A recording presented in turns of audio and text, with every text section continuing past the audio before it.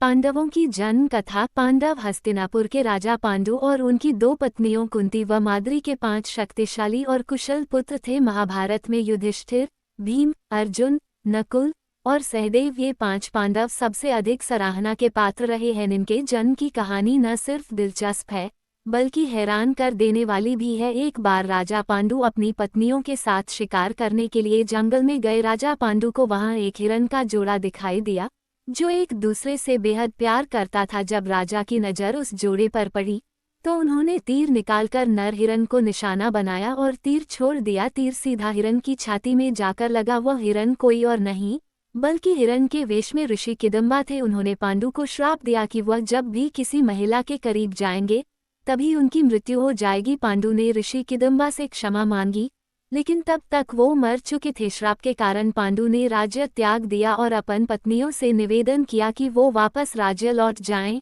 लेकिन उन्होंने मना कर दिया। कुंती और माद्री जंगल में राजा पांडु के साथ ही रहने लगी। उस समय उनकी कोई संतान नहीं थी। तब कुंती ने अपने पति को बताया कि उन्हें ऋषि दुर्वासा से वरदान मिला था कि वह किसी भी भगवान को बुलाकर उनसे एक शिशु को प्राप्त कर सकती है। दुर्वासा द्वारा कुंती को दिए गए मंत्रों के उपयोग के माध्यम से उसने यम यानी धर्म के देवता का आह्वान किया जिससे उन्होंने युधिष्ठिर को जन्म दिया। उसने फिर पवन देव से भीम, इंद्रदेव से अर्जुन के रूप में एक और पुत्र प्राप्त किया। इस प्रकार उसके 3 पुत्र हो गए लेकिन माद्री के एक भी पुत्र नहीं था।